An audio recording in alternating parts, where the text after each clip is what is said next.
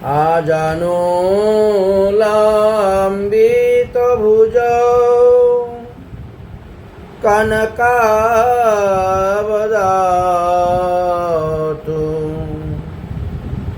সংকীর্তনৈকপিতর কমলায়তাক্ষু বিশ্বাম্বর দ্বিজবর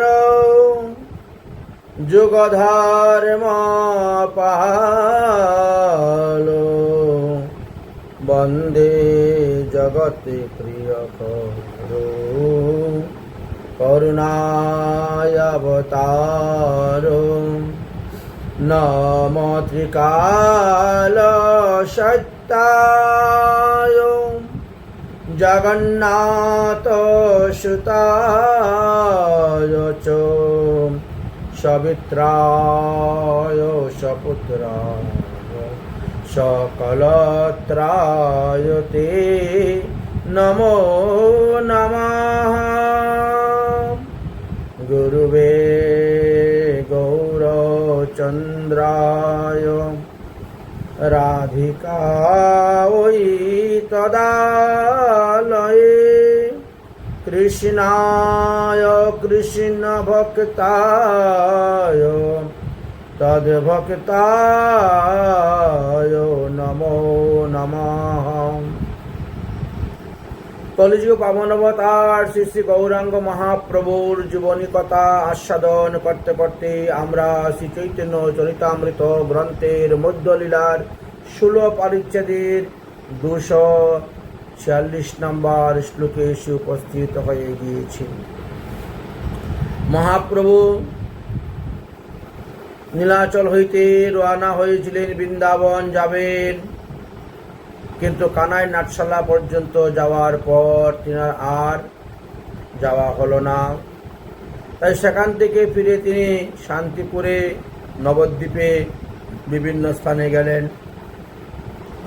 জন্মভূমি প্রণাম করলেন, সচিমাকে প্রণাম করলেন, বিষ্ণুপ্রিয়াকে পাদুকা দান করলেন, চাপাল গোপালকে উদ্ধার করলেন, দেবানন্দ পণ্ডিতকে উদ্ধার করলেন, রঘুনাথ দাস গোস্বামীকে কৃপা করলেন, রূপ সনাতনকে রামকেলেতে কৃপা করলেন। এবার মহাপ্রভু পুনরায় নীলাচলে যাওয়ার পালা। তাই নবদ্বীপের সমস্ত বৈষ্ণবদেরকে বলছেন, গদাধরের চরণে অপরাধের কারণে এবার আমার আর নীলাচল হইতে বৃন্দাবনে যাওয়া হলো না। যাই হোক, আমি পুনরায় আবার নীলাচলে চলে যাব, তোমরা আমাকে বিদায় দাও। সবারে আলিঙ্গন করি কহেন গুসাই, সবে আজ্ঞা দেহ আমি নীলাচলে যাই। সবারও সহিত ইহা আমার হইল মিলন, এই বৎসর নীলাদ্রি কেহ না করিও গমন। বললেন, এই বছর তোমরা আর নীলাচলে যাইও না। রথযাত্রা উপলক্ষে আমি বৃন্দাবনে যাওয়ার জন্য আবার রওনা হব। রামকেলি গ্রামপঞ্চায়েত এসে ফিরে গেছি, এবার যাই, কোন অপরাধে হলো বুঝতে পারলাম না। নীলাচলে গিয়ে আমি আবার বৃন্দাবনের অভিমুখে রওনা হব, সোজাসুজি। এখন আর গৌরমণ্ডলে আর ঢুকবো না। এই জন্য মহাপ্রভু বললেন, তোমাদের কাউকে এবার নীলাচলে যাওয়ার দরকার নেই। এই বছর তোমরা একানি রথযাত্রা করো, একানি চাতুর্মাস্য ব্রত করো। নবদ্বীপ ইহা হইতেই অবশ্যই আমি যাব বৃন্দাবন, সবে আজ্ঞা দেহ তবে নির্বিঘ্নে করি যে গমন। আজ্ঞা দাও সবাই। মাতার চরণ ধরি বহু বিনয় কইল, বৃন্দাবন যাইতে তার আজ্ঞা লইল। অমা, তোমার আদেশে তো আমি নীলাচলে আছি, অতএব তুমি আমাকে আদেশ দাও বৃন্দাবন যাওয়ার জন্য। আমি নীলাচল হইতে বৃন্দাবনে যাইব। শচী মায়ের নিকট থেকে আদেশ নিচ্ছে। অতঃপর মহাপ্রভুর অন্তরঙ্গ কয়েকজন ভক্তকে নিয়ে পুনরায় নীলাচলের দিকে যাত্রা করলেন। ক্রমে ক্রমে ক্রমে ক্রমে মহাপ্রভু নীলাচলে গিয়ে উপস্থিত হইলেন। প্রভু আসি জগন্নাথ দর্শন কইল, মহাপ্রভু আইলা গ্রামে কোলাহল হইল। চতুর্দিকে কোলাহল, মহাপ্রভু অনেক দিন পর পুনরায় আবার নীলাচলে এসেছেন। আনন্দিত ভক্তগণ আসিয়া মিলিলা, প্রেমে আলিঙ্গন প্রভু সবারে করিলা। মহাপ্রভুর সঙ্গে সবাই এসে দেখা করলেন, যথাযোগ্য দণ্ডবত প্রণাম করলেন। মহাপ্রভু তাদেরকে আলিঙ্গন আদি করলেন। কাশী মিশ্র, রামানন্দ, প্রদ্যুম্ন, সার্বভৌম, বাণীনাথ, সিকিমাইতি, গদাধর পণ্ডিত আদি সকল উড়িয়া গৌরিয়া বৈষ্ণবগণ যারা যারা তখন নীলাচলে ছিলেন, সকলেই মহাপ্রভুকে দেখিতে আসলেন। তখন প্রভু সবার নিকটে কানাই নাটশালা পর্যন্ত যাওয়ার সমস্ত রাস্তার বিবরণ ঘটনা বর্ণন করলেন। তারপর মহাপ্রভু বললেন, হে ভক্তগণ, আমি কানার নাটশালা বসে বিচার করলাম। গৌরের মন্ত্রী সনাতন গোস্বামী আমাকে ভালো কথাই বলিয়াছে। তিনার কথাতে আমি নির্ণয় করলাম, এখন আমার বৃন্দাবন যাওয়া ঠিক হবে না। দুর্লভ দুর্গম সেই নির্জন বৃন্দাবন একাকী যাইব কিংবা সঙ্গে একজন। লক্ষ লক্ষ লোক নিয়ে বৃন্দাবনে গিয়ে সে বৃন্দাবন লীলাভূমি আস্বাদন হবে না। হয় আমি একা যাব, না হলে আমার সঙ্গে একজন লোক নিয়ে আমি বৃন্দাবনে যাইব। এটি হলো আমার ইচ্ছা। মাধবেন্দ্র পুরী একা গিয়াছিলেন বলে শ্রীকৃষ্ণ দুগ্ধ খাওয়াইল নানা ছলে। আমার গুরুদেবের গুরুদেব মহাপ্রভু বলছেন, মাধবেন্দ্র পুরী একা একা বৃন্দাবনে গিয়েছিলেন। তিনি ভগবানের লীলা স্থান দর্শন করে করে ভ্রমণ করেছিলেন। তিনার অযাচিত বৃত্তি ছিল, তাই কোথায়ও তিনি মাগিয়া যাচিয়া খেতেন না। সমস্ত বৃন্দাবন ঘুরতে ঘুরতে যখন তিনি গিরিরাজ পরিক্রমা করতে আসলেন, আনুর গোবিন্দ তীরে সে যখন বৃক্ষতলে বসেছেন, ভগবান শ্রীকৃষ্ণ দুগ্ধ পাত্র নিয়ে এসে তিনাকে পান করাইছিলেন।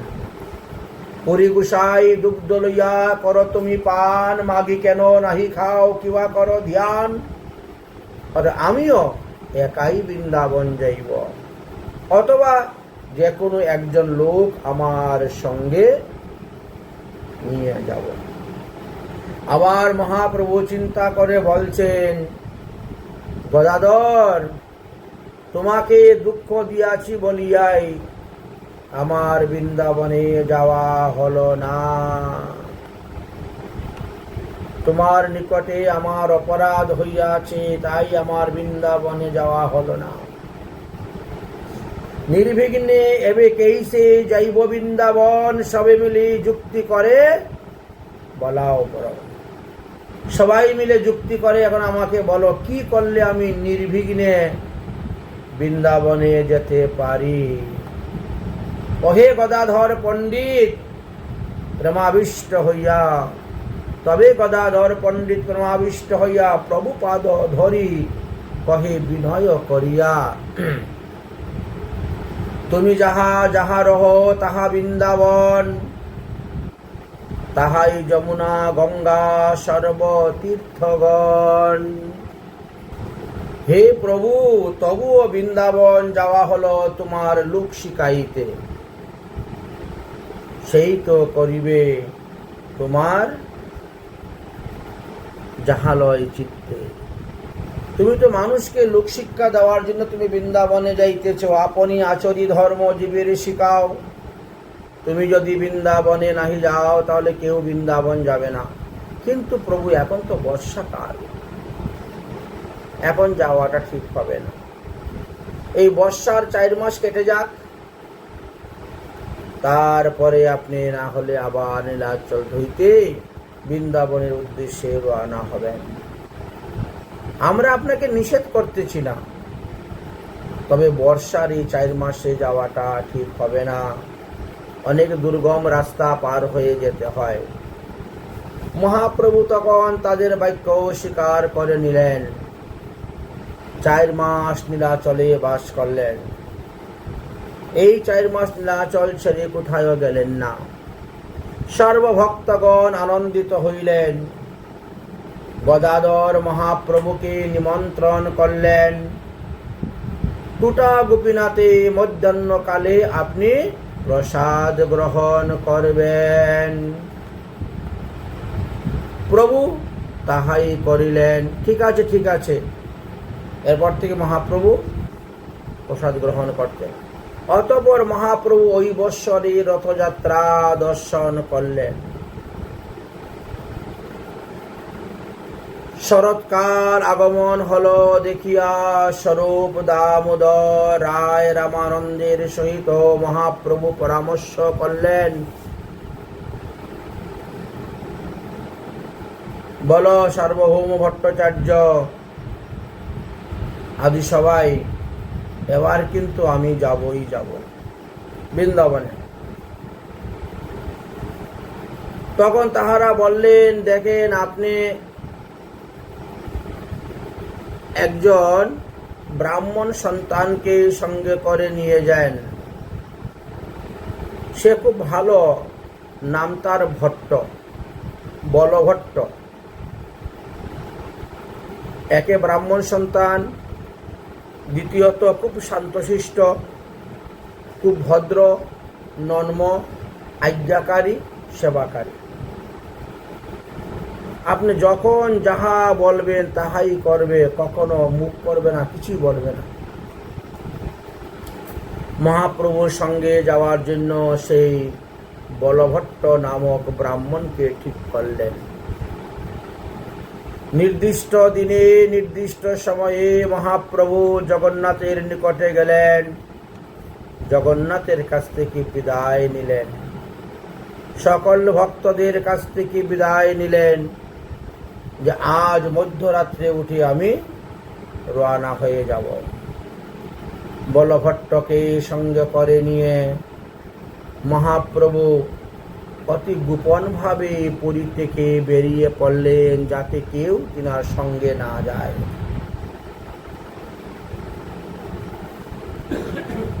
এবং মহাপ্রভু পথ ছাড়িয়া বিপথে চলতে শুরু করলেন। পিছন দিক থেকে কেউ এসে যেন মহাপ্রভুর সঙ্গ না করে ধরে।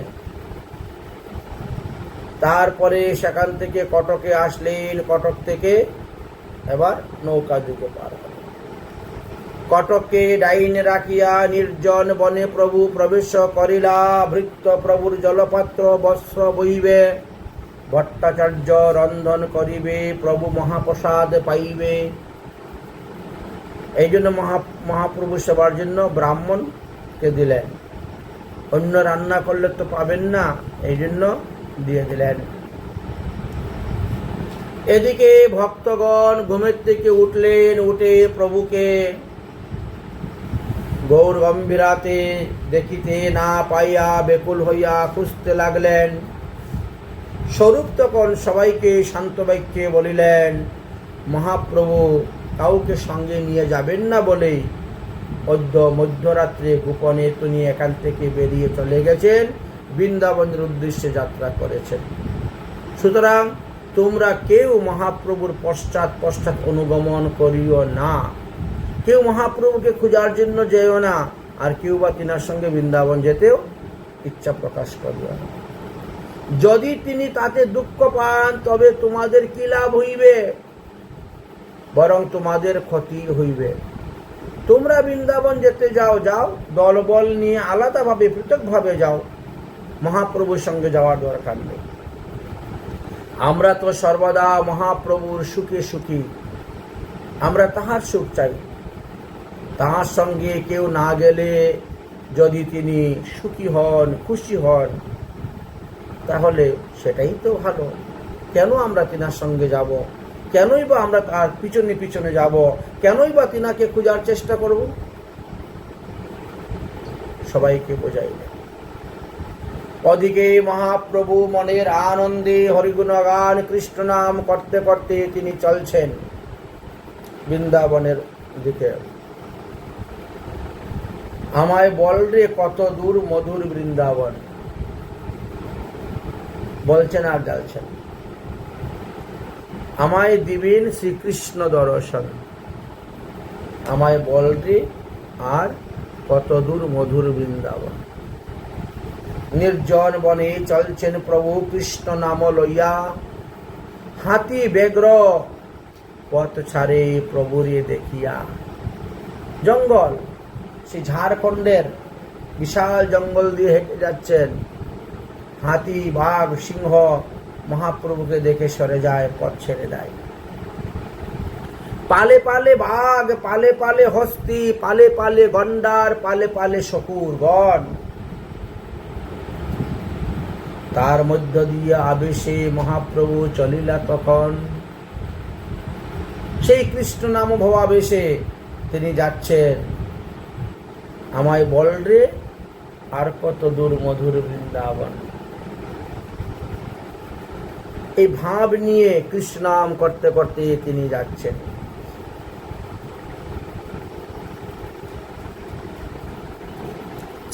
বলভট্ট আচার্য তো তাহা দেখে ভয়ে ভীত হয়ে যাচ্ছেন। জীবনে তো কখনো দেখেন না এরকম বাঘের দল, সিংহের দল, হাতির দল, শকুরের দল, পুরা জঙ্গল, ভয় ভীত।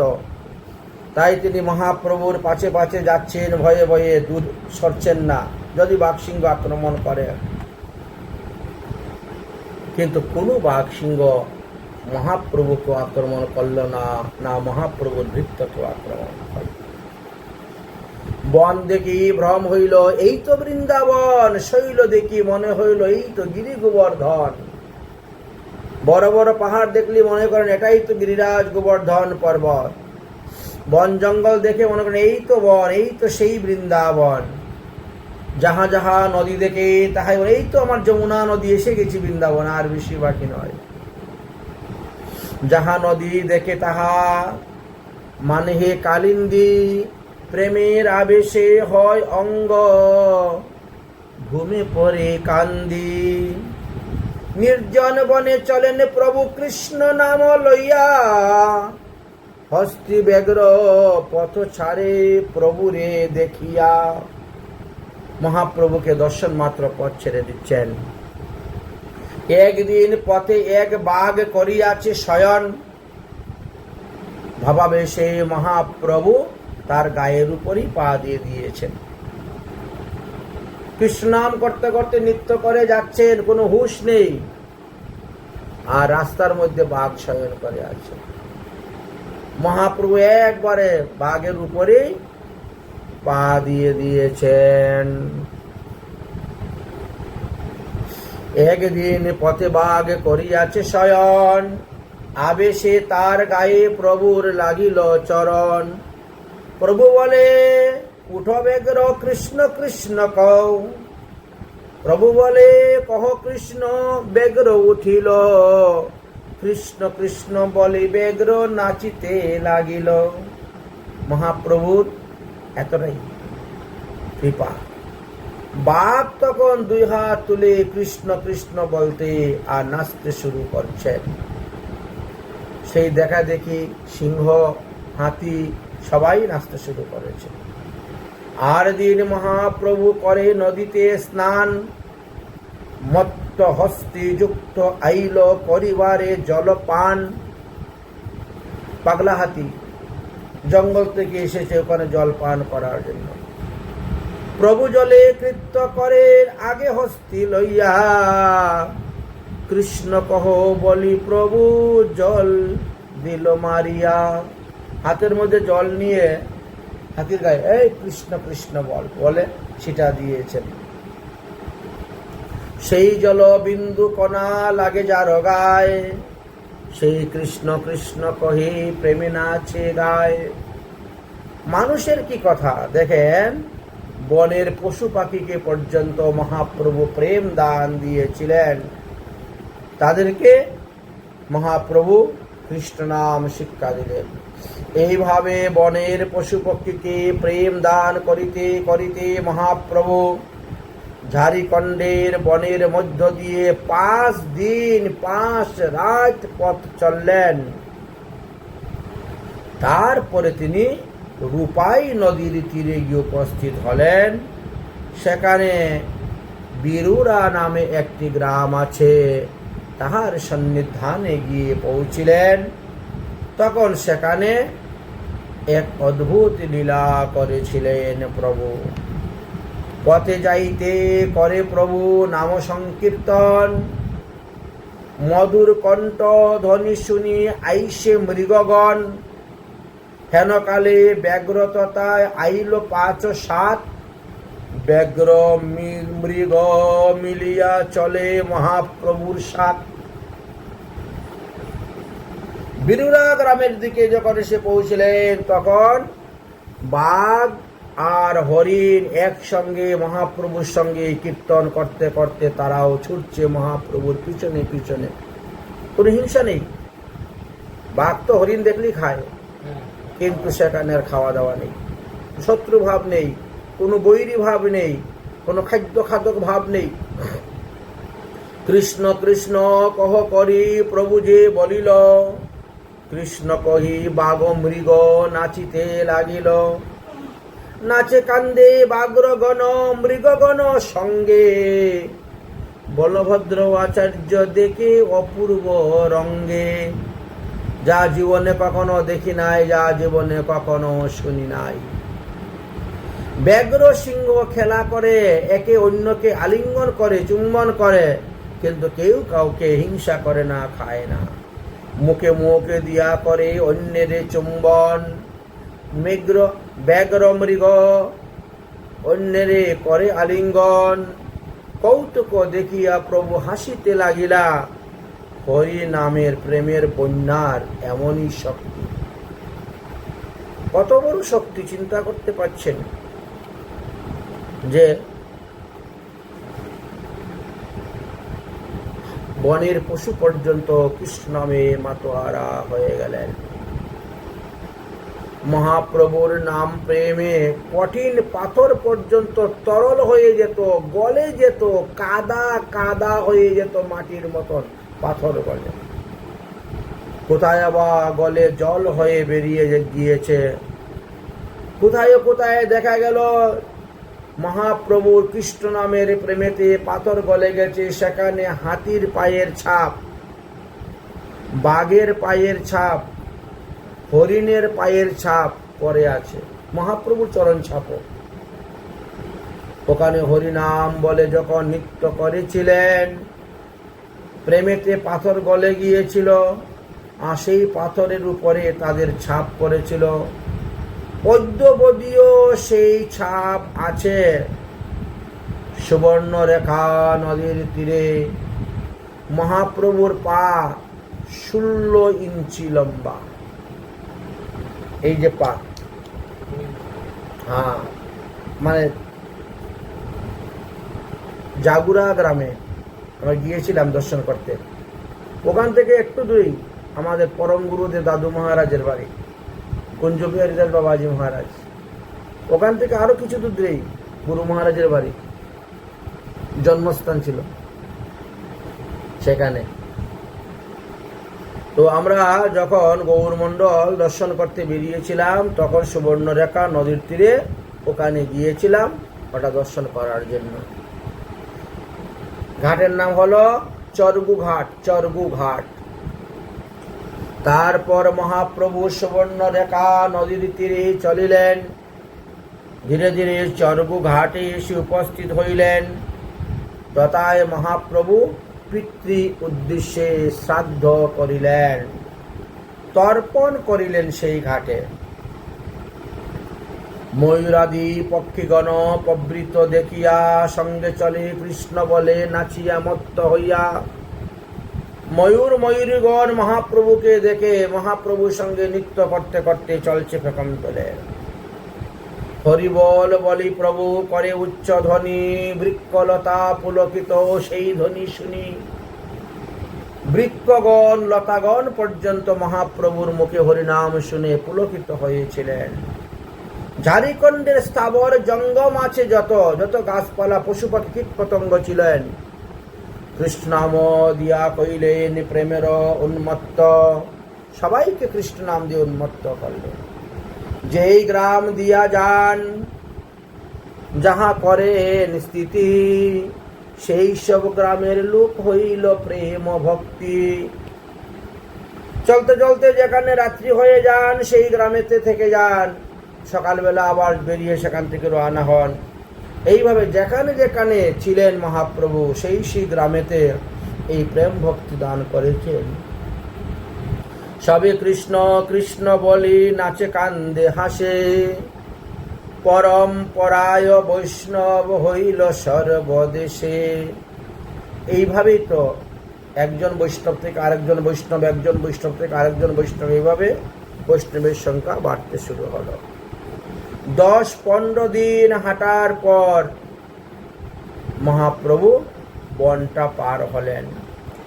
একেবারে জনশূন্য বন, 15 দিনের মধ্যে কোনো মানুষ নেই, পাওয়া যায় নেই। এই জঙ্গলের মধ্যে কোনো বাড়ি নেই, ঘর নেই।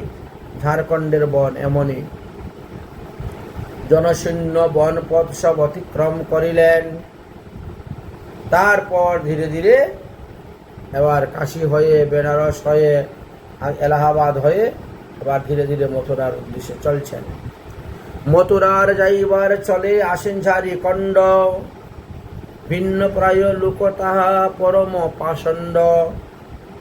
ঝাড়িখণ্ডের লোক বড় পাষণ্ড ছিল, ওখানে কোনো সাধুগুরু বৈষ্ণব নাই বললেই চলে, এমন অবস্থা ছিল আজ থেকে 500 বছর আগে। মহাপ্রভু যখন বৃন্দাবনে যাচ্ছিলেন তখন বললেন, ঝাড়িখণ্ডে যে সমস্ত আদিবাসীরা বাস করত পাহাড়ের মধ্যে, তারা পরম পাষণ্ড ছিল, কিন্তু মহাপ্রভু তাদেরকেও প্রেম ভক্তি দিলেন, তাদেরকেও উদ্ধার করলেন।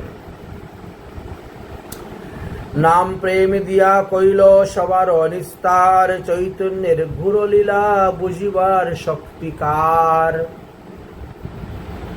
তাদেরকেও মহাপ্রভু নাম প্রেম দিলেন, দিয়ে উদ্ধার করেছিলেন। বলভট্ট রাস্তা চলিতে চলিতে রাস্তার মধ্যে যেখানে ভালো শাক দেখে তুলে নেয়, ভালো ফল গাছে দেখলে পেরে নেয়, সঙ্গে করে নিয়ে, যেখানে যেটা ভালো বস্তু পায়, ফল মূল শাক সবজি পাহাড়ে থেকে তুলে তুলে সঙ্গে করে নিয়ে যান। যেখানে দেখা যায় জলের অনুকূল পরিবেশ আছে, এখানে তাহলে রান্না বান্না করা হোক, খাওয়া দাওয়া করা হোক, শুরু হয়ে যেত।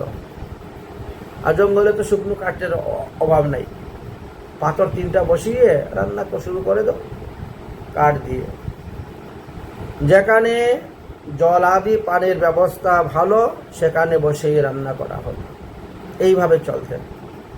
যেখানে গিয়ে যেই গ্রামে অবস্থান করতেন তথায় রন্ধন করতেন, প্রভুকে দিতেন, প্রভু সেবা করতেন।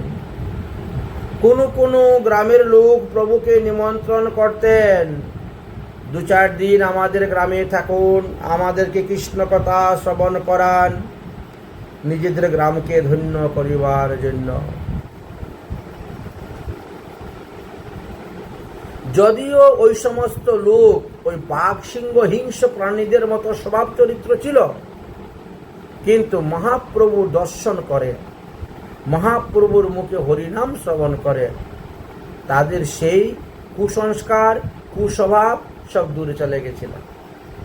তারা মহাপ্রভুকে দণ্ডবত প্রণাম করতেন। এরপর মহাপ্রভুর কৃপাতে তারা পরম বৈষ্ণব হইল। একদিন প্রভু বলভদ্রকে বলিলেন, দেখো বলভদ্র, কৃষ্ণ কত বড় কৃপালু, কৃষ্ণ কৃপালু, আমার বহুত কৃপা কইল, বন পথে আনি আমায় বড় সুখ দিল। পূর্বে আমি ভেবেছিলাম কয়েকজন বৈষ্ণবকে সঙ্গে করে নিয়ে বৃন্দাবনে যাইব, সেই লোভেই আমি নবদ্বীপে গিয়েছিলাম, কিন্তু শেষে লক্ষ লক্ষ লোক আমার সঙ্গী হয়ে গেল। রামকেলিতে যাওয়ার পর সনাতনের মুখে শুনলাম যে বৃন্দাবন যাওয়া এত লোক নিয়ে হবে না। কৃষ্ণ আমায় শিক্ষা দিলেন সনাতনের মুখে, তবেই তো আমি পুনরায় সেখান থেকে নীলাচলে ফিরে আসলাম। আর তোমাকে একা সঙ্গে করে নিয়ে আমি এখন বৃন্দাবনে আসছি। তোমার ব্যবহার, তোমার সেবা, তোমার রান্নার পরিপাটি এসব আমাকে খুব আনন্দ দিচ্ছে, খুব সুখ দিচ্ছে। তোমার সেবাতে আমি খুব খুশি হয়েছি, সুখী হয়েছি। বলভদ্র বলছেন, প্রভু আমার মতো কাককে আপনি গরুরের সমান করে দিয়েছেন। আমি তো একটা কাক পাখি ছিলাম, কিন্তু আপনি কৃপা করে আমাকে গরুর করে দিয়েছেন। আমার হস্তের রন্ধন গ্রহণ করে আপনি আমাকে কৃপা করেছেন। এত কেবল আপনার করুণার দান, না হলে কি আপনি আমার হাতের সেবা গ্রহণ করতেন? এই মতো নানা কথা নানা সুখে প্রভু আইলা কাশী। মহাপ্রভু কাশীতে গিয়ে পৌঁছে গেছেন, আর জঙ্গল নেই, জঙ্গল শেষ। মধ্যাহ্ন স্নান করিলা মণিকণিকা ঘাটেতে আসি। এখনো কাশীতে মণিকণিকা ঘাট আছে, যেখানে হরিশ্চন্দ্র মহারাজ চণ্ডালের কাজ করতেন, মরা পোড়ার কাজ। সেই মণিকণিকা ঘাটে এখনো দিন রাত 24 ঘন্টা একের পর এক লাশ দাহ হচ্ছে। এখনো লাইন, একটার পর একটা লাইন ধরা। ওখানে অগ্নি কখনো বন্ধ হয় না, নিবে না। একটাকে পুরানো হচ্ছে, শেষ করা হচ্ছে, আরেকটা এনে তুলে দেওয়া হচ্ছে, শেষ হলো আরেকটা এনে তুলে দাও। লাশের লাইন, মানে বাইরেও যেখানে যেখানে লোক মারা যায় ওখানে নিয়ে নেওয়া হয় পুরানোর জন্য। কারণ ওখানে যদি পুরানো হয় তাহলে সে যত বড়ই পাপী হোক না কেন পাপ মুক্ত হয়ে যাবে। আমাদের ভারতবর্ষে 60টা মুক্তিদায়িনী তীর্থ আছে। এই 60টার মধ্যে যে কোনো একটাতে কেউ মারা যাক না কেন, সমস্ত পাপ থেকে সে মুক্ত হয়ে যাবে, যত বড়ই পাপী হোক। এই 60টি মুক্তিদায়িনী তীর্থের মধ্যে বৃন্দাবন ধাম হলো সর্বশ্রেষ্ঠ, মথুরা মন্ডল। কাশী, কাঞ্চি, অবন্তী, দ্বারাবতী, দ্বারকা, হরিদ্বার, এভাবে সব নাম দেওয়া আছে। কোথায় কোথায় মরলে পরে মানুষের মুক্তি হয়, আর কোথায় পুরালে মানুষের মুক্তি হয়। এই জন্য মণিকণিকা ঘাট। এই ঘাটে কর্ণের হাত হইতে মণি পড়েছিল বলে তার নাম মণিকণিকা ঘাট বলা হয়। আবার কেহ কেহ বলেন যে ভবরোগের বৈদ্য ভাবা ভোলানাথ মহাদেব বিশ্বনাথ রূপে কাশীতে অবস্থান করতেছেন। কাশীবাসীর মুমুষ্য লোকের কর্ণে তারক ব্রহ্ম রাম নাম প্রদান করেন বলিয়া এই ঘাটের নাম হয়েছে মণিকণিকা ঘাট। যাই হোক, কাশীখণ্ডের মাহাত্ম্যতে আমরা দেখতে পাই এই স্থানের মহিমা। নাস্তি গঙ্গা সমতীর্থ বেরানুষ্যান্ত বিশেষত তথাপি মণিকণিকান্ত তীর্থার বিশ্বেশ্বর প্রিয়।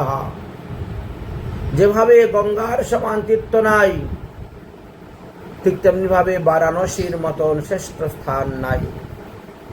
বারাণসীতে যত তীর্থ আছে তার মধ্যে শ্রেষ্ঠ মণিকণিকা, কারণ এটি মহাদেবের অত্যন্ত প্রিয়। মহাদেব সেখানে বিশ্বেশ্বর রূপে অবস্থান করিতেছেন। যাই হোক, মহাপ্রভু যখন মণিকণিকা ঘাটে স্নান করতেছেন, সেই সময়ে তপন মিশ্র নামে এক বিপ্র, তিনিও অদূরে গঙ্গা ঘাটে স্নান করতেছেন।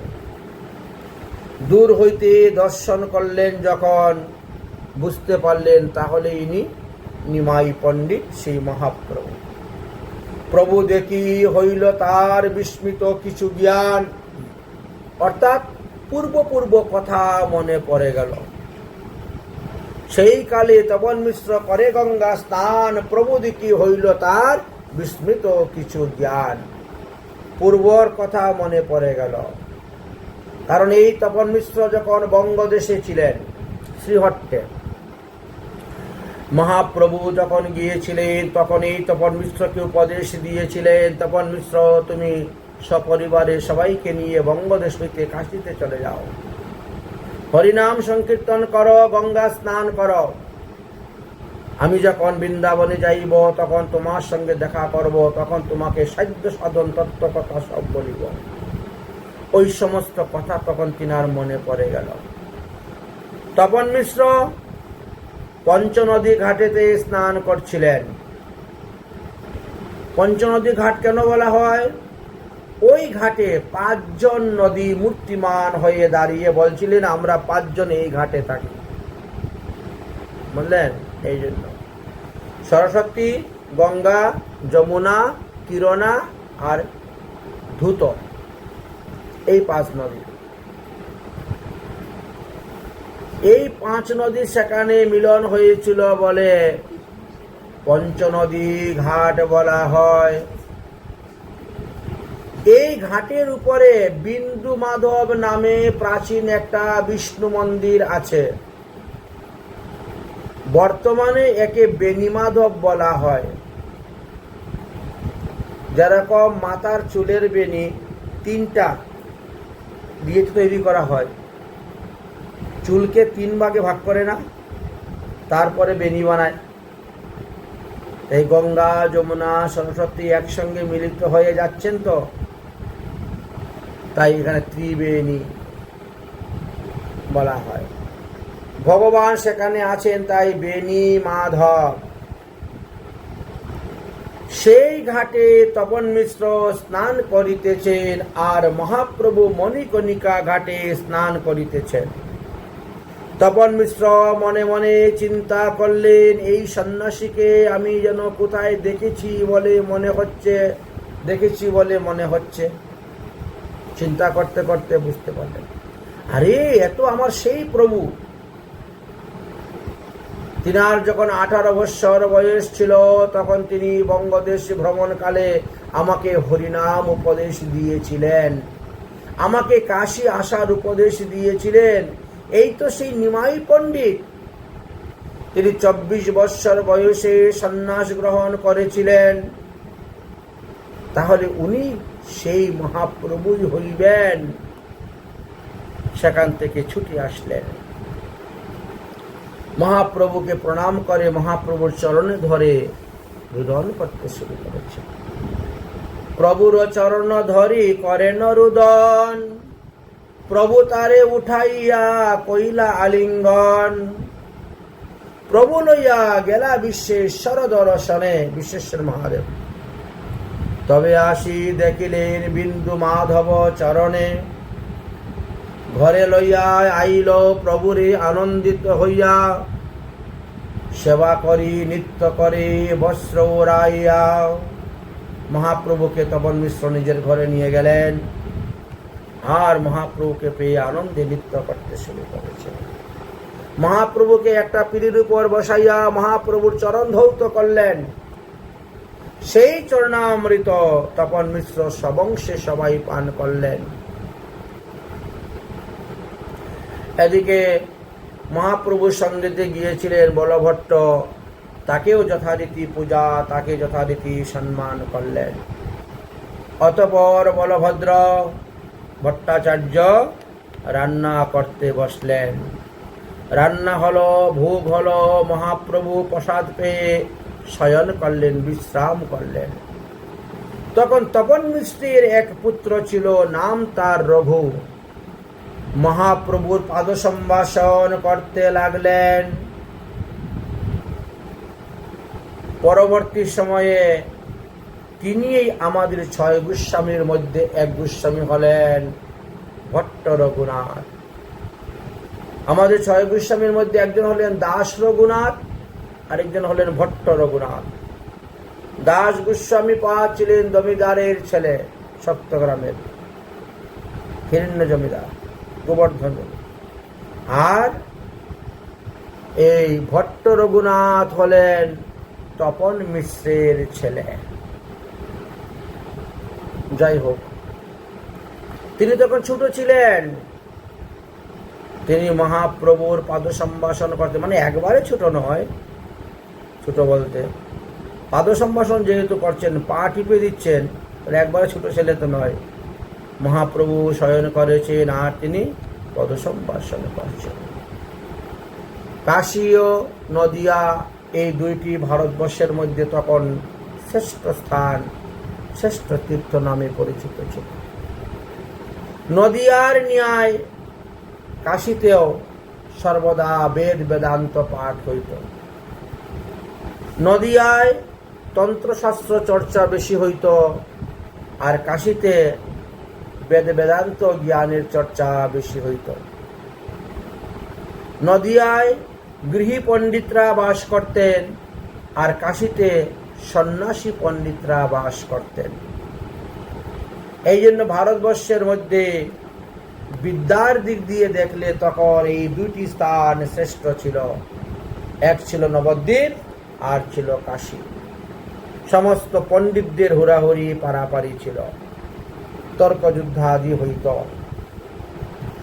এই সন্ন্যাসীদের মধ্যে প্রধান ছিলেন প্রকাশানন্দ সরস্বতী।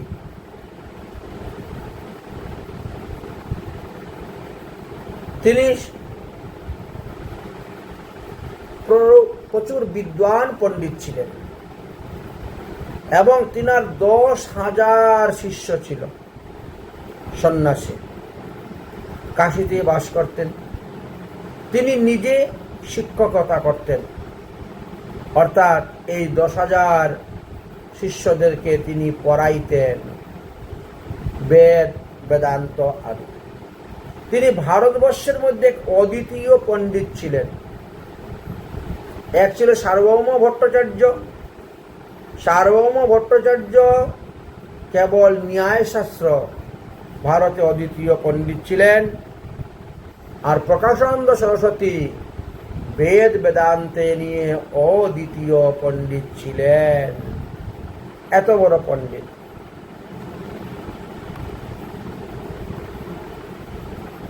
এখন আসল কথা হলো, প্রেম আর ভক্তি ধর্মের দুইটি প্রধান আমরা জানি। আর এই প্রেম ভক্তির প্রধান শত্রু হল নৈয়ায়িকগণ আর মায়াবাদী সন্ন্যাসীগণ। যারা ন্যায় শাস্ত্র নিয়ে আলোচনা করেন তাদের মধ্যে কোনো প্রেম নাই, ভক্তি নাই। আর যারা মায়াবাদী সন্ন্যাসী তাদের মধ্যেও প্রেম ভক্তি নাই ভগবানের প্রতি। নৈয়ায়িক শিরোমণি সার্বভৌম ভট্টাচার্যকে তো মহাপ্রভু নানাভাবে বুঝাইয়া সর্বজ রূপ দর্শন করাইয়া মহাপ্রভু তিনার অনুগত করে নিয়েছেন, কিন্তু প্রকাশানন্দ সরস্বতী এখনো বাকি আছেন। মায়াবাদী গণের প্রধান প্রকাশানন্দ সরস্বতীও আসবেন, এখনো বাকি আছেন। করবেন মহাপ্রভু তারে কৃপা। মহাপ্রভু অবতারের কথা, মহাপ্রভুর গুণের কথা, মহাপ্রভুর লীলা কথা প্রকাশানন্দ পূর্ব থেকেই লোকমুখে শুনতেন, কিন্তু মহাপ্রভুকে তাকে তো তিনি কোনোদিন দেখেন নাই, নামে মানুষে তাকে চিনেন না। মহাপ্রভুর কথা তো তখন সমস্ত পৃথিবীতে প্রচলন হয়ে গেছিল, তিনার লীলা কথা, গুণা কথা, মহিমা কথা। প্রকাশানন্দ এখনো স্বচ্ছকে মহাপ্রভুকে দেখেন নাই, শুধু খালি লোকমুখে শুনেন মহাপ্রভুর অবতারের কথা। আর শুনতেন আর তিনি হাসতেন, কারণ তিনার মধ্যে ভক্তি ছিল না, প্রেম ছিল না,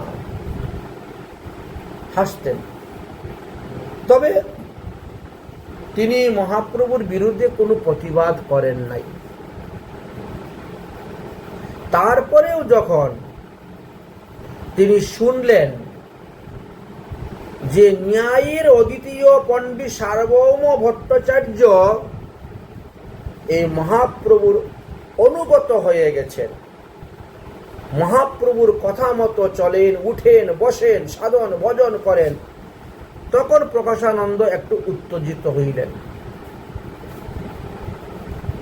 উত্তেজিত হইলেন এবং মহাপ্রভুকে কিভাবে হেনস্থ করা যায়, নীচ করা যায়, তিনাকে বিনাশ করা যায়, ধ্বংস করিবার জন্য তিনি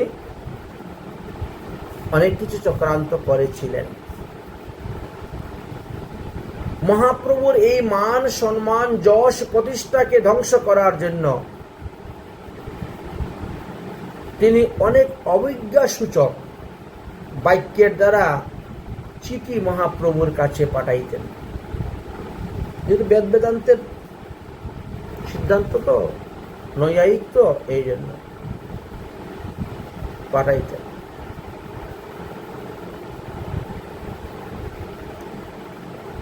এমনকি মহাপ্রভুকে গালি পর্যন্ত দিতেন চিঠির মাধ্যমে। তুমি মূর্খ সন্ন্যাসী, নিজের ধর্ম নাহি জানো, কাশী ছাড়িয়া তুমি নীলাচলে বাস করো। মহাপ্রভু পত্র পাইতেন, পত্র পেয়ে পত্র পড়তেন, পরে নর্ম ভদ্র শিষ্টাচার অনুসারে সেই প্রশ্নের উত্তর দিতেন। রাগ করতেন না, গালি দিতেন না। প্রকাশানন্দ সেই চিঠির উত্তর পেয়ে আবার চিঠিপত্র লিখতেন, আবার গালি দিতেন মহাপ্রভুকে। মহাপ্রভুকে গালি দিতেন, দিয়ে আবার চিঠি লিখতেন।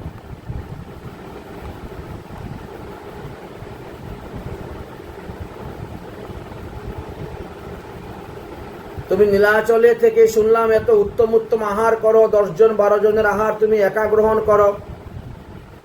এত ভালো মন্দ খেয়ে ইন্দ্রিয় নির্বারণ করবে কিভাবে?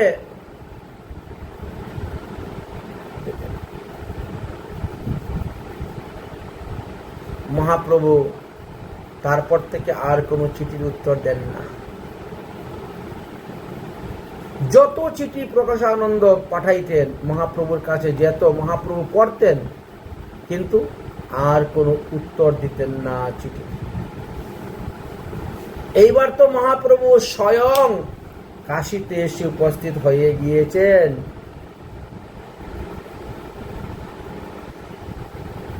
একদিন মহাপ্রভু কাশীবাসী ভক্তদেরকে নিয়ে বসে হরিনাম প্রেম প্রচার করছেন, কীর্তন করছেন। এমন সময় মহারাষ্ট্রের এক ব্রাহ্মণ কাশীতে এসেছেন। মহারাষ্ট্রের মহাপ্রভু বসে পাঠ কীর্তন করতেছেন, হরিকথা বলতেছেন। যারা যারা শুনতেছে সেখানে সবাই মহাপ্রভুর প্রেমেতে মুগ্ধ হলেন। ওই মহারাষ্ট্রীয় ব্রাহ্মণ মহাপ্রভুকে দেখলেন যে সাক্ষাৎ ঈশ্বর। তাই মহারাষ্ট্রীয় ব্রাহ্মণ মহাপ্রভুর চরণে আত্মসমর্পণ করে দিলেন।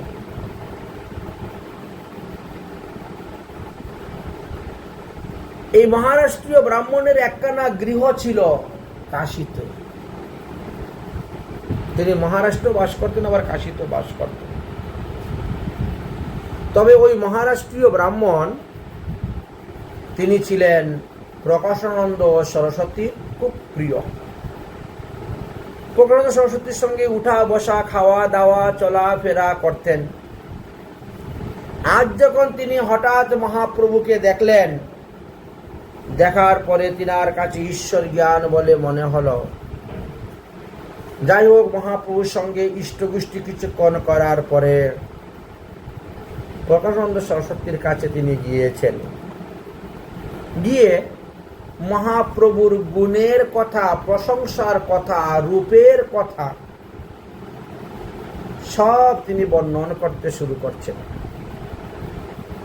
প্রকাশানন্দ যতই মহাপ্রভুর মহিমার কথা শুনতেছে ততই মাৎসর্য জ্বালায় জ্বলে উঠতেছে, সহ্য করতে পারছে না, মাৎসর্য জ্বালায় জ্বলে উঠতেছে।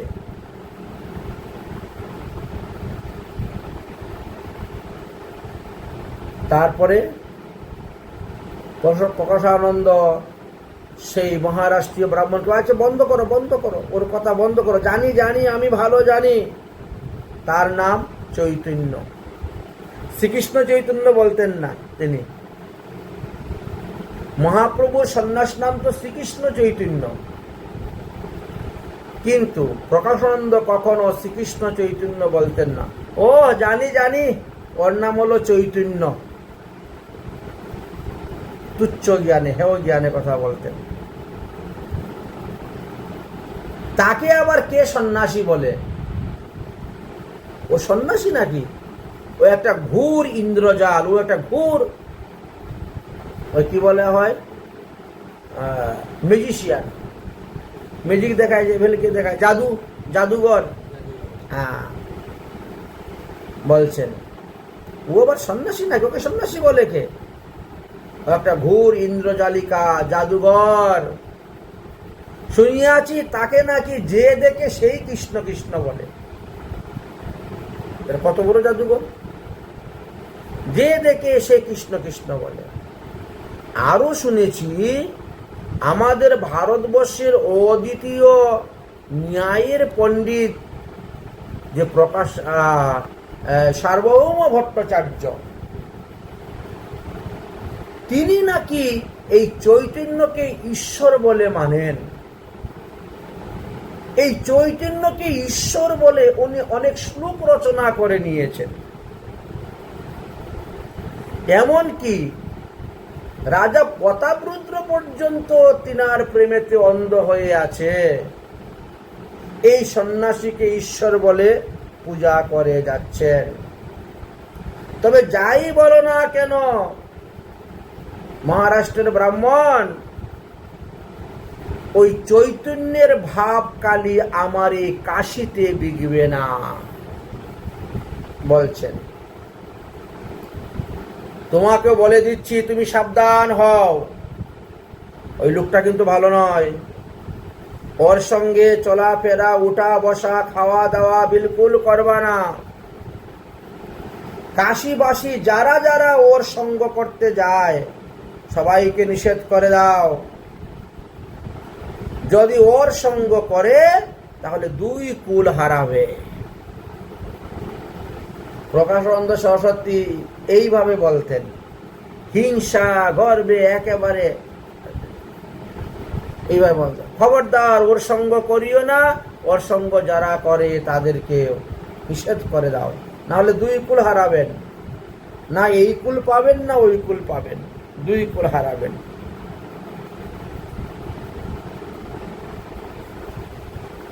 এদিকে তপন মিশ্র, তিনার সখা চন্দ্রশেখর আসিয়া মহাপ্রভুর চরণে দণ্ডবত প্রণাম করিলেন। নিজের কর্মদোষের কথা মহাপ্রভুর চরণে নিবেদন করলেন। চন্দ্রশেখর বলছেন, প্রভু, এই তপন মিশ্র ছাড়া এখানে আর কেউ কৃষ্ণ কথা বলার নেই। এই এত বড় কাশীর মধ্যে আমরা দুজনেই একমাত্র কৃষ্ণ কথা বলি, আর কেউ কৃষ্ণ কথা বলে না। কারণ কাশীতে যারা বাস করে সব শৈব উপাসক, শিবের উপাসক। শুধু শিব নয়, পঞ্চ উপাসক।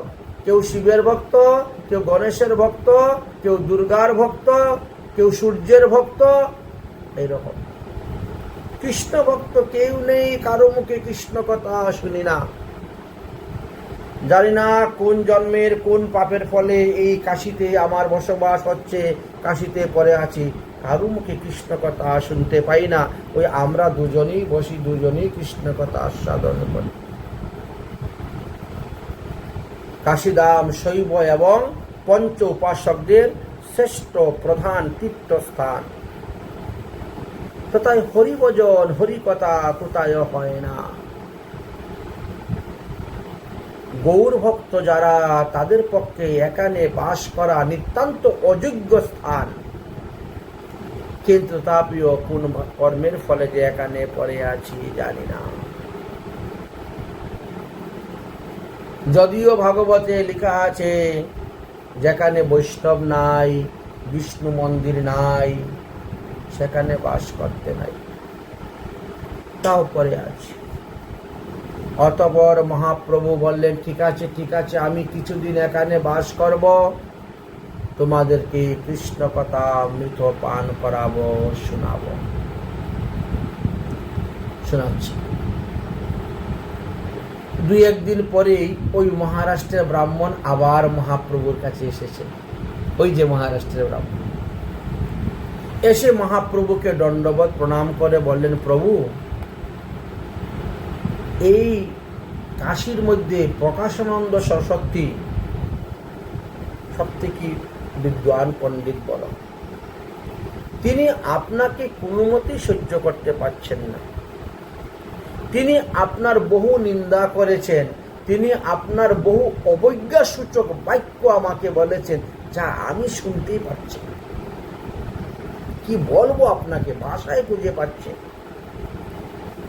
শুনি মহাপ্রভু তবে ঈষদ হাসিলা, পুনরপি সেই বিপ্ররে প্রভু কহিতে লাগিলা, জানি জানি আমি জানি প্রকাশানন্দ সরস্বতী যে আমাকে সহ্য করতে পারে না, এটা আমি আগের থেকেই জানি।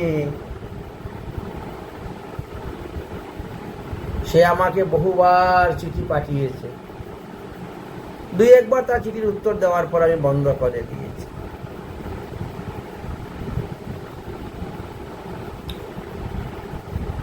মহারাষ্ট্রের ব্রাহ্মণ বলছেন, প্রকাশানন্দের আগে যবে আমি তোমার নাম লই,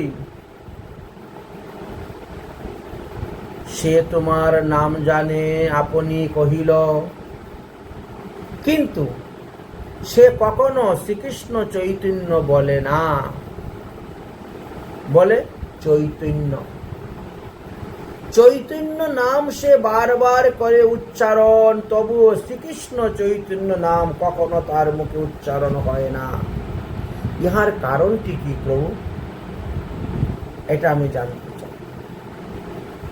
মহাপ্রভু বললেন, শুনো, যারা বৈষ্ণব অপরাধী, যারা সেবা অপরাধী, তাদের জিহ্বায় কৃষ্ণ নাম উচ্চারণ হয় না।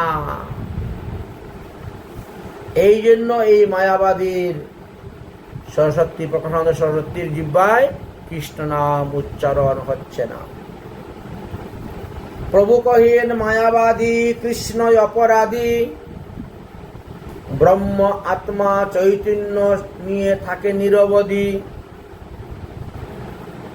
এরা ভগবানকে দেখতেই পায় না, জানি না ভগবানের স্বরূপ কি। ব্রহ্ম আত্মা চৈতন্য, এইভাবে ভগবানের ব্যাখ্যা, আর এই নিয়ে তারা পড়ে আছে। অতএব তার মুখে নাই সে কৃষ্ণ নাম।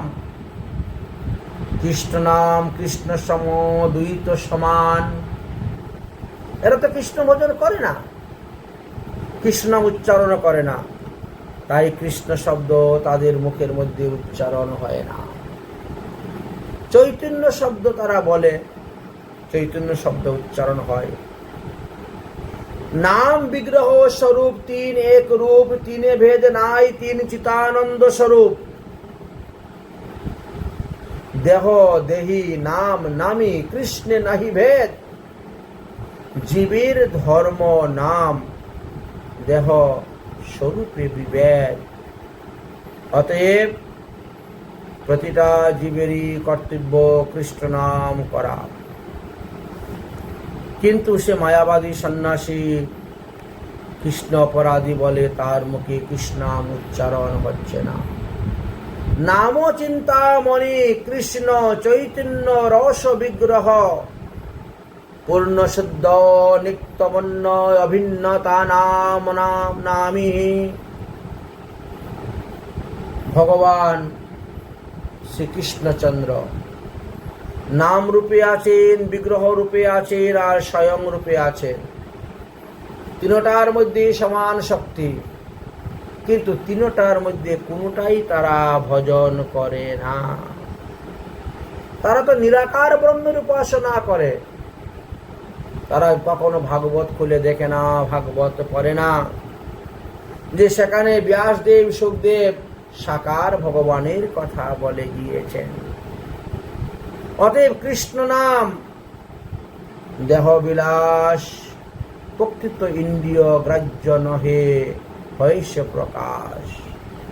তাদের ইন্দ্রিয়ের দ্বারা তারা সেটা বুঝতে পারে না, দেখতে পায়। কৃষ্ণ নাম, কৃষ্ণ গুণ, কৃষ্ণ লীলা বৃন্দ, কৃষ্ণের স্বরূপ সম সবচিতানন্দ। তাই কৃষ্ণ অপরাধী বলে কৃষ্ণ নাম তাদের জিহ্বায় আসে না।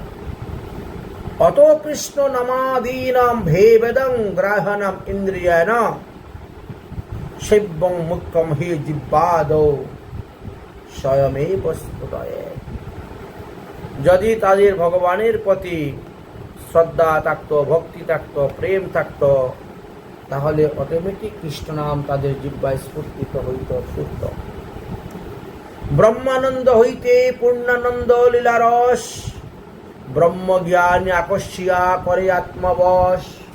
ব্রহ্মানন্দ হইতে পূর্ণানন্দ কৃষ্ণ গুণ, অতএব আকর্ষণ করে আত্মারামের মন। ব্রহ্মানন্দ আত্মানন্দ যারা, তারাও কৃষ্ণ নাম শুনতে শুনতে শুনতে শুনতে শেষে কৃষ্ণ ভক্ত হয়ে যায়। অতএব ভগবানের নামের এমনই মহিমা, নামের এমনই শক্তি। তুমি যখন যাবে প্রকাশানন্দ সরস্বতীর কাছে, বিভিন্ন কথা বলবে, মধ্যে মধ্যে কৃষ্ণ কৃষ্ণ বলবে, মধ্যে মধ্যে রাধে রাধে বলবে। এই কৃষ্ণ কৃষ্ণ শব্দ শুনতে শুনতে শুনতে শুনতে দেখবেন তখন তার মুখেও কৃষ্ণ নাম উচ্চারণ হবে। নামের এতটাই শক্তি। আত্মা রামশ্চ মুনয় নিগ্রহাম অপি অনুক্রমে কুর্বন্তি হতিকং ভক্তি মিতুংস্তু বর্ণম গুণাহরি। ভাগবতের প্রথম স্কন্ধে সপ্তম অধ্যায় 11 নম্বর শ্লোকে বর্ণন করা আছে, যত বড়ই আত্মারাম হোক না কেন, যত বড়ই ব্রহ্মজ্ঞানী হোক না কেন, যত বড়ই নিরাকার ব্রহ্মের উপাসক হোক না কেন, যদি কৃষ্ণ নাম তার কর্ণের মধ্যে ঢুকে, তাহলে সে ঢুকে পরে বাসা তৈরি করে ফেলবে। আর ধীরে ধীরে ধীরে ধীরে তাকে কৃষ্ণ স্ফূর্তি করে ছাড়বে। এই সব রঘু কৃষ্ণ চরণ সম্বন্ধ, আত্মারামের মন হরে তুলসীর গন্ধ। আরে কৃষ্ণ নাম যদি তার কর্ণে নাও ঢুকে, যদি কোনোদিন সে ভগবানের প্রসাদী তুলসী পাতার ঘ্রাণ তার নাকে ঢুকে যায়, তাহলে সে কৃষ্ণ প্রেমী মাতোয়ারা হয়ে যাবে। ভগবানের প্রসাদী তুলসীর ঘ্রাণের এতই মহিমা। অতএব কৃষ্ণ নাম না আইসে, সে তার মুখে মায়াবাদী গণ যাতে মহাবহির্মুখে। তাই বহির্মুখ বলে তার কাছে আসছে না এই কৃষ্ণ নাম। আমি এসেছি প্রেমের বন্যা কাশীতে প্লাবিত করার জন্য। আমি আমার সেই ব্রজপ্রেম, গোপী প্রেম, রাধা প্রেম এই কাশীতেও বিলাইব। এই কাশীকে আমি কৃষ্ণ প্রেমের বন্যায় প্লাবিত করিব। কিন্তু খরিদ্দার পাওয়া যাচ্ছে না। গ্রাহক যদি না পাই তবে কি করব? প্রেম নিয়ে কি আবার দেশে ফিরে যাব? এখানে তো আমার সেই রকম কোনো গ্রাহক নেই। মাত্র 3 জন পেলাম, এক তপন মিশ্র, আর এক চন্দ্রশেখর, আর তুমি বিপ্র, মহারাষ্ট্রের ব্রাহ্মণ। এই 3 জন মাত্র পেলাম, আর তো কোনো গ্রাহক আমি পাচ্ছি না। তাহলে এই প্রেম কি আমি ফেরত নিয়ে যাব? মহারাষ্ট্রের ব্রাহ্মণ তখন মাথা নেড়ে বলছে, না না প্রভু, এত বড় বোঝা মাথায় করে নিয়ে আপনি কাশীতে এসেছেন, আবার সেই বোঝা মাথায় করে নিয়ে কাশী যাবেন কেন? ব্যবসায়ীরা ব্যবসা করার জন্য বিভিন্ন হাটে মালপত্র নিয়ে যায়, কোথায় দামে বিক্রি হয়, কোথায় বা মূল দামে বিক্রি হয়। যখন দেখে হাটে ওই জিনিস বেশি পরিমাণে উঠে গেছে, এখানে আর খরিদ্দার পাওয়া যাচ্ছে না, তখন কি করে? মূল দামে দিয়ে দেয়। আবার বইয়ে নিয়ে যাব কেন? কেউ কেউ আবার কি করে, কিছু লোকসান করেও বিক্রি করে দেয়, কম দামে দিয়ে দেয়। অন্যান্য জায়গায় হাটে তো বিক্রি করে বেশি দাম পেয়েছি, লাভ তো হয়েই গেছে, এখন যা আছে লাভের উপরে। মনে করো এখন কোনো বস্তু আপনি 1,00,000 টাকা দিয়ে কিনেছেন, সেই বস্তুর অর্ধেক বস্তু অন্য জায়গায় বিক্রি করে 1,00,000 টাকা পেয়ে গেছেন, তাহলে এইটা লাভের উপরে। এখন এইটা যা পাওয়া যায় তাই লাভ, ফিরিয়ে নিয়ে তো লাভ নেই। হাটের থেকে আবার মাথায় করে ফিরিয়ে নিয়ে যাবেন, ওটা কোনো প্রয়োজন নেই। প্রভু একটু সস্তায় বিক্রি করে দাও, একটু সস্তায় দিয়ে দাও। মূল্য পাইলে এখানে বিক্রি,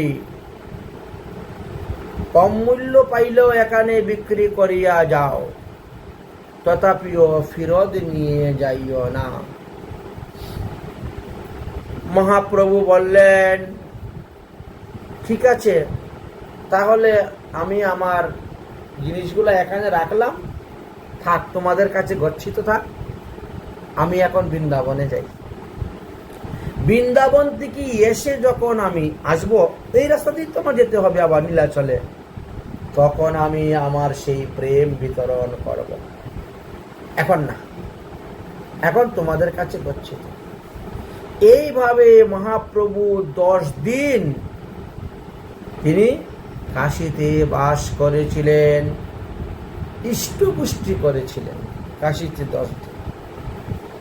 এমন সময় কি হলো, সুবুদ্ধি রায় এসে মহাপ্রভুর চরণে পড়লেন। আরেকজন বেড়ে গেল ভক্ত, সুবুদ্ধি রায় সপরিবারে সবাইকে নিয়ে এসে মহাপ্রভুর চরণে পড়ল।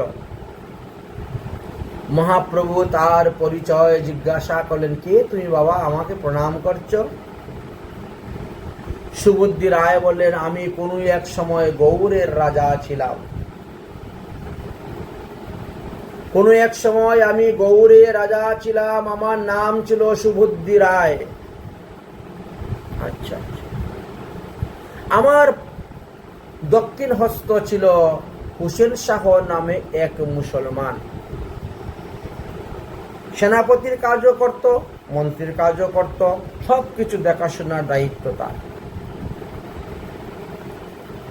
আমি তার উপরে কাজের ভার ছেড়ে দিয়ে নির্বিঘ্নে ঘুরে বেড়াতে পারতাম, থাকতে পারতাম, বিশ্বস্ত ছিল। কিন্তু ধীরে ধীরে ধীরে ধীরে সে বিশ্বাসঘাতকতা করতে শুরু করল। আমি একবার এক গ্রামেতে বিশাল বড় একটা দিঘি খনন করাইছিলাম, সেখানে জলের অভাব বলে মানুষের সুবিধার জন্য। কিন্তু সেই দিঘি খনন করতে গিয়ে কত লোকে কাজ করলো, কতদিন কাজ করলো, কত টাকা খরচ হলো, তার কোনো হিসাবে ঠিক পেলাম না। আমি যখন বললাম তুমি আমাকে হিসাব দাও, প্রতিদিন কত লোকে কাজ করেছে, এক একজন লোকের বেতন কত, কতদিন কাজ হয়েছে এই দিঘি বানাতে, তখন ঠিকভাবে হিসাব পেলাম না। অনেক টাকা সে ওখান থেকে আমার মেরে দিয়েছে। আমি তো তাকে তার বিনিময়ে বেতন দিচ্ছি মাসে মাসে, বেতন পাওয়া সত্ত্বেও সে আমার মূলধন অর্থ টাকা মেরেছে। সেই দুঃখে আমি তখন তার পিঠের মধ্যে চাবুক মেরেছিলাম।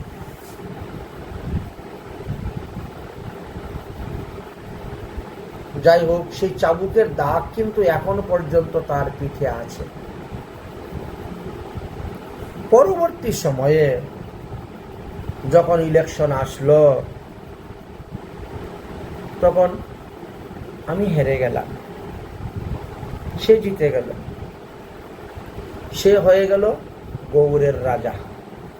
এবং বর্তমানে আছে, বললেন ওই সময়ের কথা, বর্তমানে এই হুসেন শাহই রাজা আছে। সে যখন বিবাহ করলো, তার বেগম আসলেন বিবি। আমার স্বামীর পিঠের মধ্যে তেল মাখতে গিয়ে দেখে কালো কালো দাগ। বেগম তখন জিজ্ঞাসা করলো, তোমার পিঠের মধ্যে এত কালো কালো দাগ, চাবুকের দাগ কিসের? কে তোমাকে চাবুক মারলো? কেন তোমাকে চাবুক মারলো? রাজা হুসেন শাহ সব সত্যি ঘটনা বলে দিয়েছেন। বেগম তখন বলছে, এখন তো তুমি রাজা, সে তোমার প্রজা, অতএব যাও তাকে ধরে এনে এবার তুমিও তাকে চাবুক মেরে পিঠের ছাল তুলে নাও। রাজা বললেন, বিনা দোষে আমি তাকে চাবুক মারবো কেমন করে ধরে এনে? আমি দোষ করেছিলাম বলে তিনি আমাকে শাসন করেছেন। আমি তিনার অন্নে পালিত হয়ে বড় হয়েছি, তিনার বাড়ি চাকরি করে বড় হয়েছি। তিনি আমার পিতৃ সমতুল্য, যার অন্ন খেয়ে বড় হয়েছি, যার টাকায় আমার এই ধন দৌলত হয়েছে, যার সঙ্গে থেকে আমি রাজনীতি শিখেছি। তাকে আমি বিনা কারণে এনে মারপিট করবো কেমন করে? এটা হয় নাকি? বেগম বলছে, যদি আমার কথা না শোনো আমি বাপের বাড়ি চলে যাব। আরে এটা একটা কথা হলো? সে কোনো দোষ করবে তুমি তাকে মারবো? আরে দোষ বেদোষ বুঝি না, তোমাকে আগে মেরেছে, তুমি এখন তাকে মেরো? না, এটা হয় না। তাহলে তাকে এনে জাতিনাশ করে দাও, তাকে এনে জাতিনাশ করো, এই তো সিদ্ধান্ত। যদি না করো তাহলে আমি বাপের বাড়ি চলে যাব, কালকেই তাকে এনে জাতিনাশ করতে হবে। এখন কি করা যাবে? রাজা হুসেন শাহ তখন বেগমের মন রক্ষা করার জন্য তিনি সুবুদ্ধি রায়কে নিমন্ত্রণ দিলেন আসার জন্য। খুব সুন্দরভাবে, ভালোভাবে, ভদ্রভাবে চিঠি লিখে নিমন্ত্রণ দিয়েছেন আসার জন্য। সুবুদ্ধি রায় বিধা দ্বন্দ্বে নির্বিঘ্নে নির্ভয়ে তিনি এসেছেন, রাজবাড়িতে উপস্থিত হয়ে গেছে। রামকেলি গ্রামে ছিল রাজধানী। হুসেন সাহেব এসেছেন, আসার পরে আদর যত্ন করে বসাইয়া ইষ্টগুষ্টি করলো। কিছুক্ষণ পরে জোর করে ধরে করুয়ার জল খাওয়াই দিল, মুখে খাওয়াই দিল। আর তিনি তো প্রাণপণে ছুটে সেখান থেকে পালিয়েছেন, বমি করতে করতে করতে করতে বেরিয়ে ছুটে পালিয়েছেন। সবাই দেখেছে, সবাই শুনেছে। এবার গিয়ে যত ব্রাহ্মণগণ আছেন, ভট্টাচার্য, আচার্য, তাদেরকে বললেন, রাজা হুসেন শাহ আমাকে নিমন্ত্রণ দিয়ে নিয়ে গিয়ে জোর করে আমাকে এইভাবে জাতিনাশ করার জন্য করুয়ার জল খাওয়াই দিয়েছে, বদনার জল। এখন আমি জাতেতে উঠি কেমন করে? গ্রামের পণ্ডিতগণ তখন তিনাকে সমাজচ্যুত করে দিলেন। বললেন, তপ্ত ঘি খেয়ে প্রাণ বিসর্জন করো, এছাড়া তোমার আর কোনো উপায় নাই।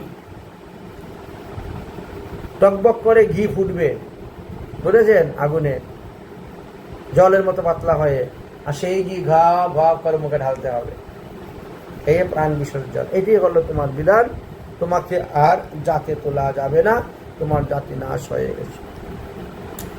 তখন এক ব্যক্তি তিনাকে বুদ্ধি দিলেন, বলে ওইভাবে প্রাণ বিসর্জন করে লাভ নেই। শুনেছি মহাপ্রভু নীলাচল থেকে বৃন্দাবন যাচ্ছেন, তো কাশী হয়েই তো যাবেন, তুমি কাশী চলে যাও।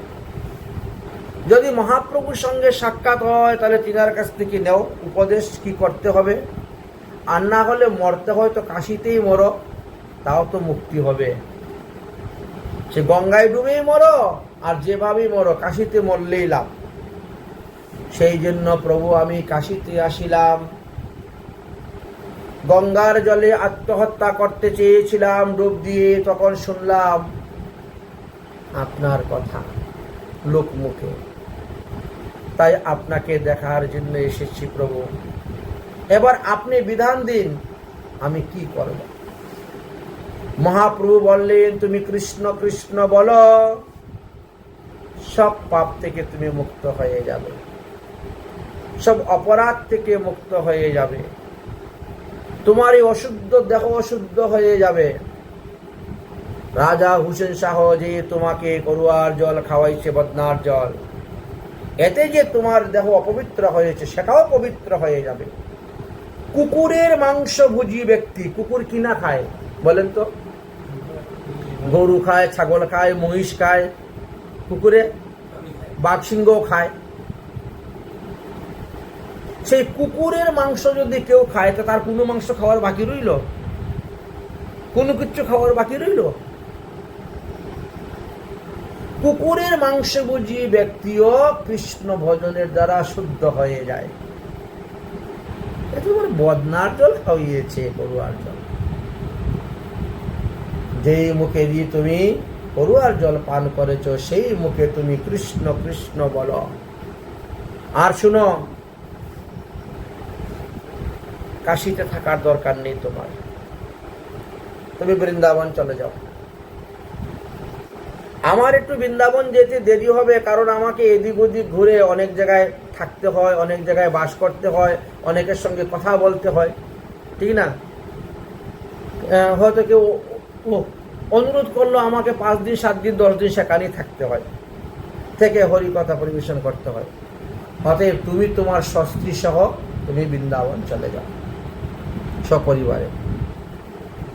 সুবুদ্ধি রায় বলে, প্রভু আপনার সঙ্গে? না না, আমার সঙ্গে হবে না, আমার সঙ্গে একা এই বলভদ্র ভট্ট ছাড়া দ্বিতীয় কোনো ব্যক্তি থাকতে পারবে না। আর তুমি তোমার সপরিবারে তোমার মতো বৃন্দাবন যাও, আমি আমার মতো বৃন্দাবন যাব। আমাকে দেখে দেখে আমার পিছনে পিছনে তুমি যাবে না, আর তোমার পিছনে পিছনে আমি যাব। তুমি তোমার মতো যাও, মথুরায় বাস করো, শ্রদ্ধার সহিত বিগ্রহ সেবা করো, হরিনাম সংকীর্তন করো, বৈষ্ণব সেবা করো, ভাগবত শ্রবণ করো। এই 5টা ভজন দিলেন তিনাকে, এই পঞ্চভজন, এই 5টি ভজন করো। সাধুসঙ্গ, নাম সংকীর্তন, ভাগবত শ্রবণ, মথুরায় বাস, শ্রদ্ধায় বিগ্রহ সেবন, এই 5টি ভজনের অঙ্গ তুমি যাজন করো। বৃন্দাবনে নবদ্বীপ হইতে, নীলাচল হইতে, গৌরমণ্ডল হইতে যে সমস্ত ভক্ত যাবে, তুমি তাদেরকে সেবা করবে, তাদের সেবা করাবে, তাদেরকে 84 কোষ বৃন্দাবন দর্শন করাবে, ভ্রমণ করাবে। যাও, তুমি যাও বৃন্দাবনে, গিয়ে এগুলো দর্শন করো, সবকিছু করো, সমস্ত অপরাধ তোমার দূর হয়ে যাবে। আত্মহত্যা করতে হবে না, আত্মহত্যা করতে হবে না, যাও। এইভাবে মহাপ্রভু তিনাকে উপদেশ দিলেন। অতঃপর মহাপ্রভু 10 দিন কাশীতে বাস করেছিলেন। তার পরবর্তী বিষয়ে আমরা আলোচনা করব আগামী পর্বেতে। মহাপ্রভু কাশী থেকে কিভাবে প্রয়াগে আসছিলেন এবং প্রয়াগে এসে তিনি কতদিন সেখানে বাস করেছিলেন, সেখানে কাকে কাকে কৃপা করেছিলেন ইত্যাদি কথা পরবর্তী পাঠের মাধ্যমে আমরা বর্ণন করব। আজকের মতো ভাগবতীয় কথা আমাদের এখানে বিশ্রাম।